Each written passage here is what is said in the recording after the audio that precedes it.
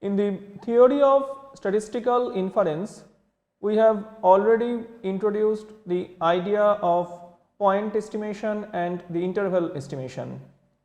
In a point estimation problem, the unknown parameter is represented by some suitable statistic which is called an estimator. In case of interval estimation, the unknown parameter is to be included in an interval with a certain probability. Now we are going to introduce the idea of testing of hypothesis. First, we shall discuss some historical perspective of the testing of hypothesis. Then we introduce the basic terms in the theory of testing of hypothesis, the null hypothesis, the alternative hypothesis, the test of a hypothesis. Then we discuss the idea of a non-randomized test, and then the concept of a test statistic. Finally, we shall discuss the two types of errors that may occur in a testing problem. The ideas of power function and the power of a test are discussed in this connection.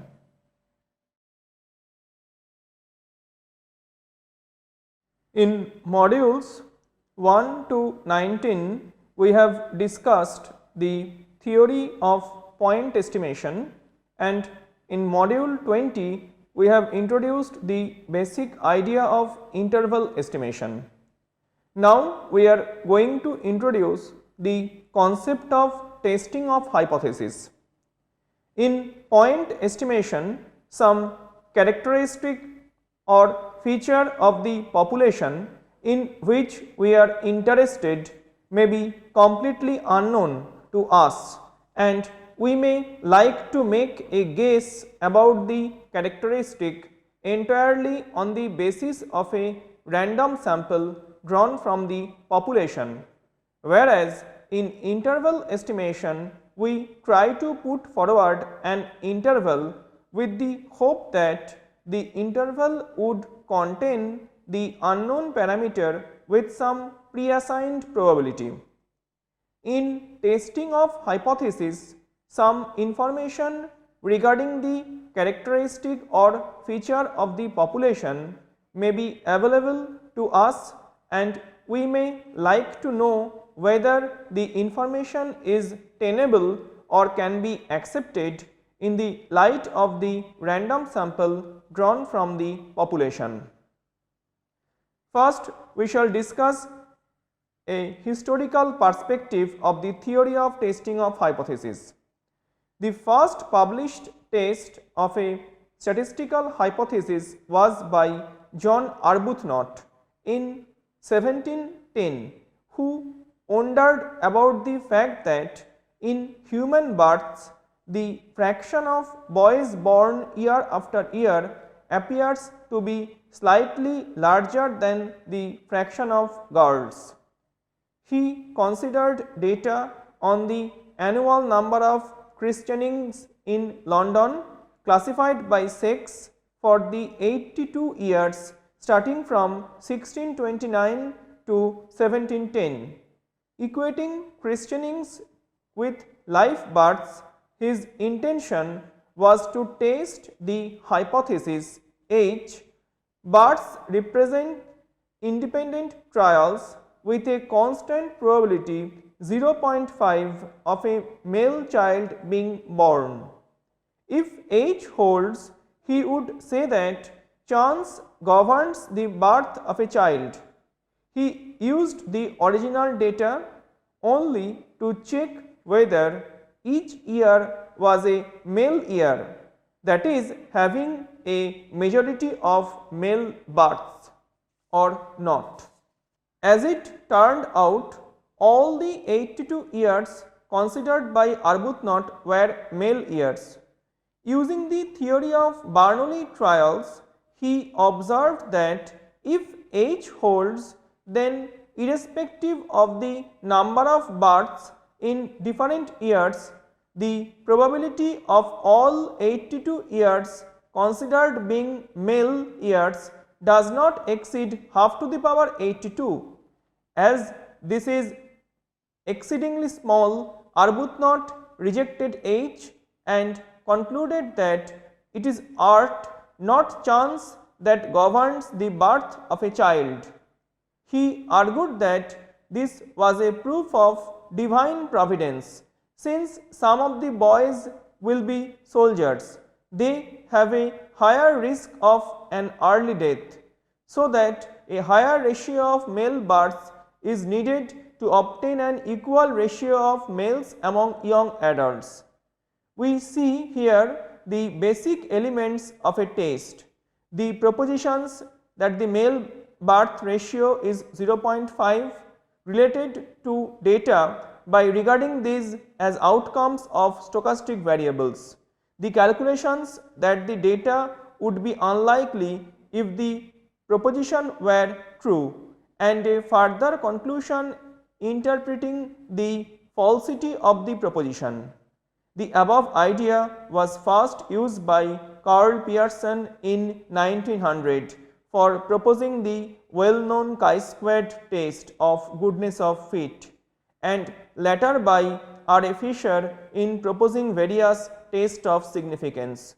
An unified approach for testing statistical hypothesis was developed by Jerzy Neyman and Egon Pearson in 1928. Now, we shall discuss some notations and preliminaries that were required in testing of hypothesis. Let theta be the labeling parameter of the distribution of a random variable x and script theta be the parameter space. As in the case of parametric estimation problem, here also theta can be either real valued or vector valued. Instead of f theta x, here we use the symbol px comma theta as the PMF or PDF of the random variable x, and the family of the distribution is denoted as capital P equals to set of all px theta where theta belongs to script theta. The objective here is to know whether px theta belongs to script ph, which is a subset of p, on the basis of x equals to small x. So, our conjecture is H, which is our null hypothesis.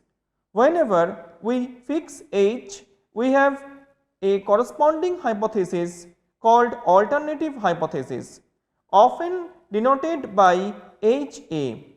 Specifically, we write H to mean the null hypothesis that H colon px theta belongs to ph, which is equals to set of all px theta, theta belongs to script theta h, which is equivalent to h colon theta belongs to script theta h.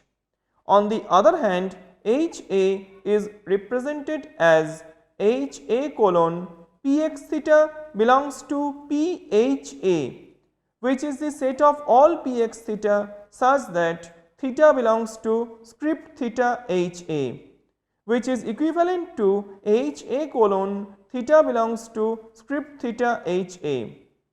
Further, note that script theta h and script theta ha are subsets of script theta, and script theta h intersection script theta ha, which is equals to a null set.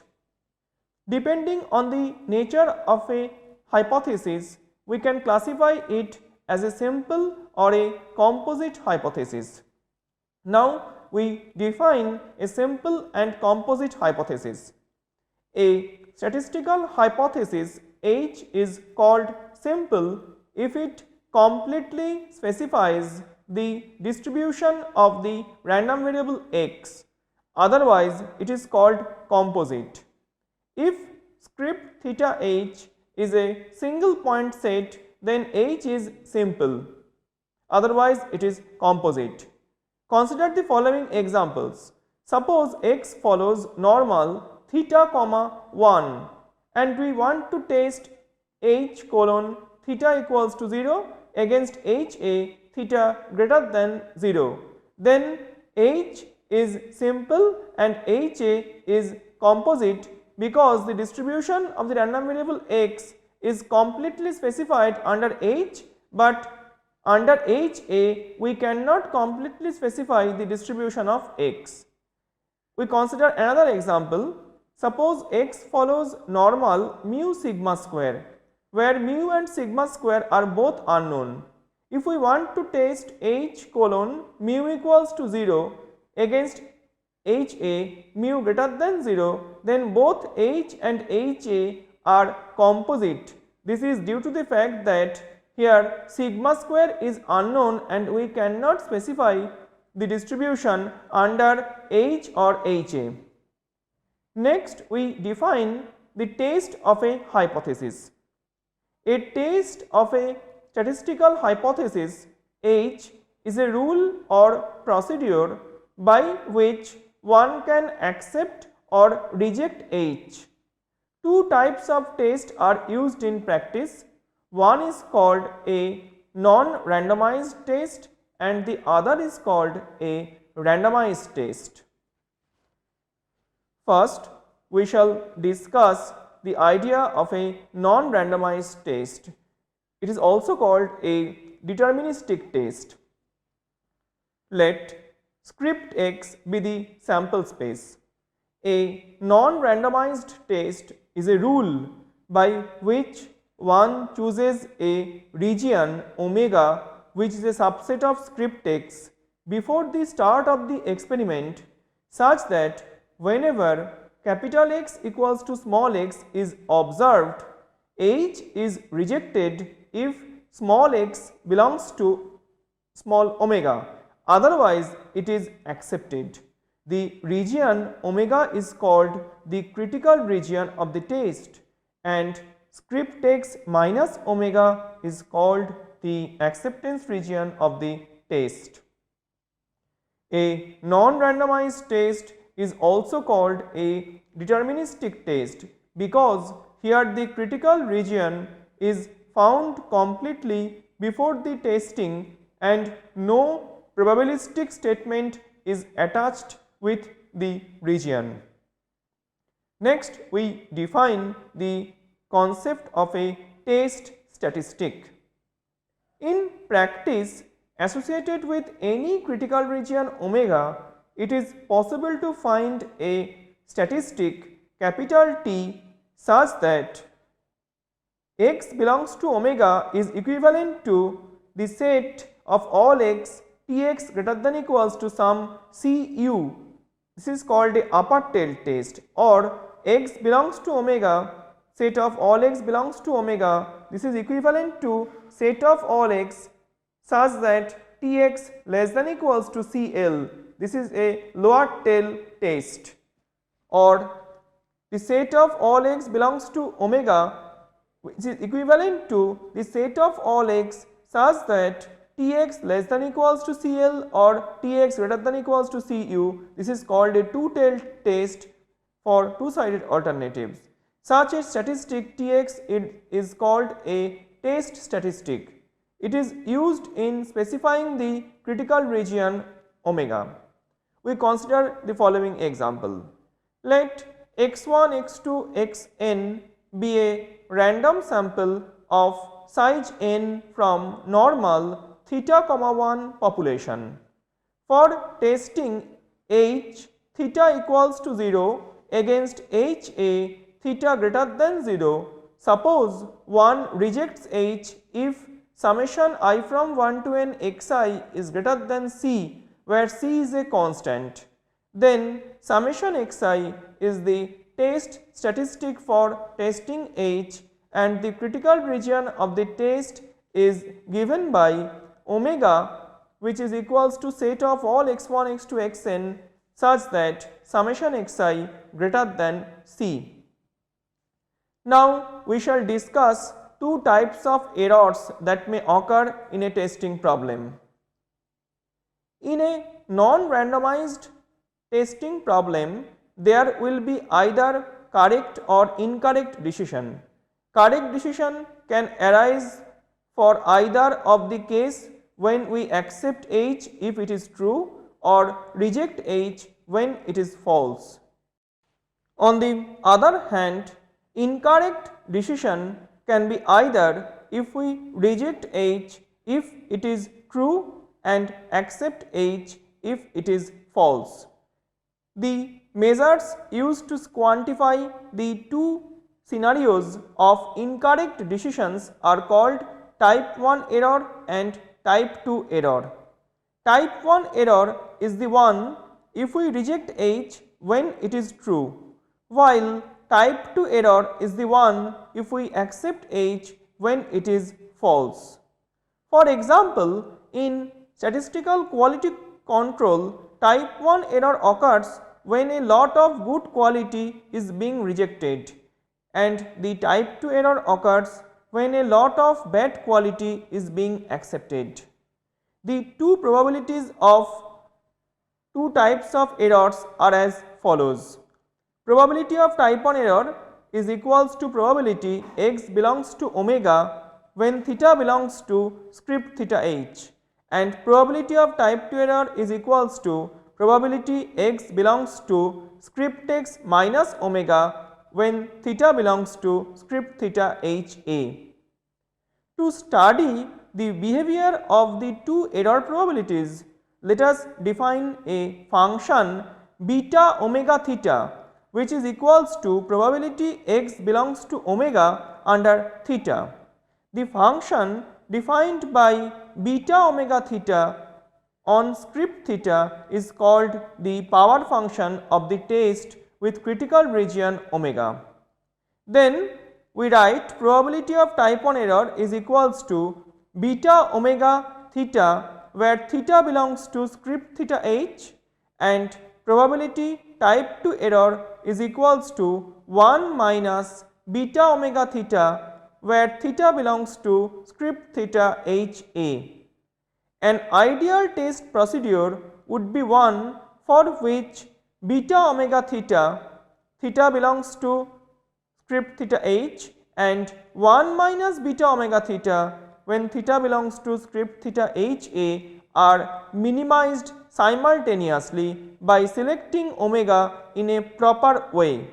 However, in the simplest problem where script theta h is equals to just a single point set theta naught and script theta h a is also a single point set theta 1, we cannot select omega such that both beta omega theta naught and 1 minus beta omega theta 1 are minimized simultaneously.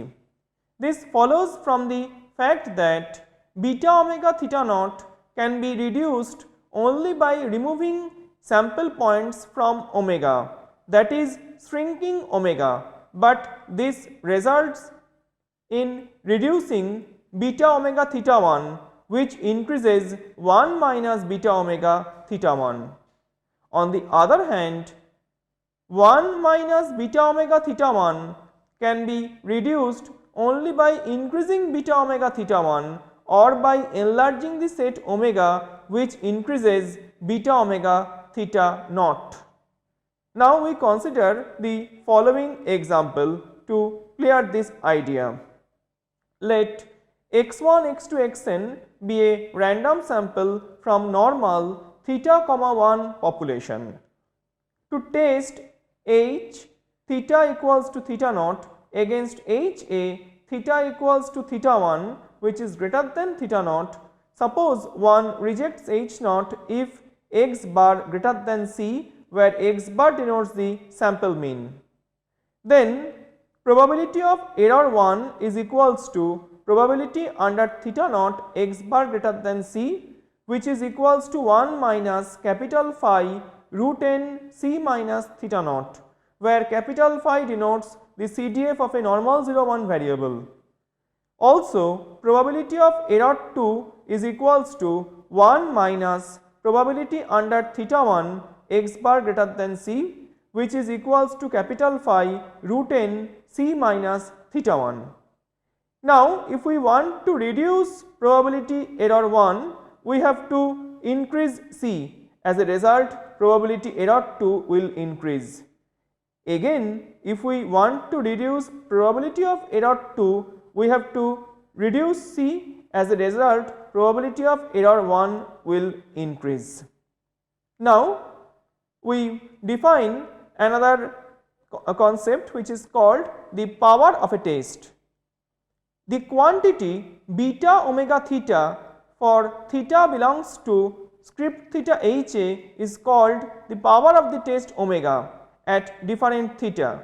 Thus, power of a test is equals to 1 minus probability of type 2 error. Now, we consider some examples. Let x follows binomial distribution with parameter 5, p. Suppose we want to test p equals to half against p equals to 3 by 4. We consider the critical region x greater than 3, that is, we reject h if x greater than 3. Now, the probability of error 1 is equals to probability x greater than 3 when x follows binomial 5, half. This is equals to summation over x from 4 to 5, 5cx into half to the power 5, which is equals to 3 by 16. Now, probability of error 2 is equals to probability x less than equals to 3 when x follows binomial 5, 3 by 4, which is equals to 1 minus summation over x from 4 to 5, 5cx 3 by 4 to the power x into 1 by 4 to the power 5 minus x, which is equals to 47 by 128. Therefore, the power of the test is equals to 1 minus 47 by 128, which is equals to 81 by 128. We consider another example. Let x follows exponential distribution with mean 1 by theta. Therefore, the PDF of the x is f theta x equals to theta into e to the power minus theta x, x greater than 0, theta greater than 0. To test h, theta equals to 2 against HA, theta equals to 1, suppose we reject h if x greater than equals to 1. Then the probability of type 1 error is given by probability under h x greater than equals to 1, which is equals to integral 1 to infinity 2 into e to the power minus 2x dx, which is equals to 1 by e square. And the probability of type 2 error is 1 minus probability under HA x greater than equals to 1, that is probability under HA x less than equals to 1, which is equals to integral 0 to 1 e to the power minus x dx, which is equals to 1 minus 1 by e. Therefore, the power of the test is 1 by e. We consider the last example. Let x1, x2, xn be a random sample from normal theta, 1 population. To test h, theta equals to theta naught against HA, theta equals to theta 1, which is greater than theta naught. Suppose one rejects h if x bar greater than theta naught plus tau alpha by root n, where tau alpha represents the upper 100 into alpha percent points of a normal 0-1 distribution. Now, the power function of the test is beta theta, which is equals to probability under theta x bar greater than theta naught plus tau alpha by root n, which is equals to 1 minus capital phi tau alpha plus root n into theta naught minus theta, which is an increasing function of theta.